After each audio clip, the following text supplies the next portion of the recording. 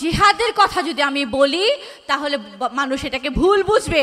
মানুষ ভাববে যে জিহাদ মানে হচ্ছে বম মারা, জিহাদ মানে হচ্ছে মানুষের মনে আতঙ্ক সৃষ্টি করা, জিহাদের অর্থ হচ্ছে মানুষকে নির্যাতন করা। নো, জিহাদ হচ্ছে একটা পবিত্র শব্দ, জিহাদ হচ্ছে পবিত্র আমল।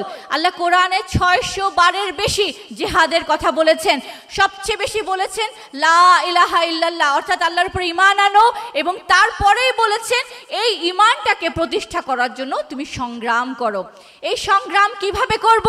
মানুষকে বলে বুঝাতে হবে, মানুষকে লিখে বুঝাতে হবে, বক্তব্য দিয়ে বোঝাতে হবে, বসে বসে বোঝাতে হবে। কি বোঝাবো?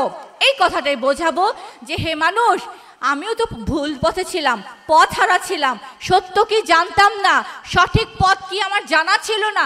আমি বুঝতে পেরেছি যে লা ইলাহা ইল্লাল্লাহর ঘোষণা হচ্ছে আল্লাহ ছাড়া কারো হুকুম মানি না, এবং এই হুকুমটাকে প্রতিষ্ঠা করার জন্য সর্বাত্মক চেষ্টা করাই হচ্ছে জিহাদ।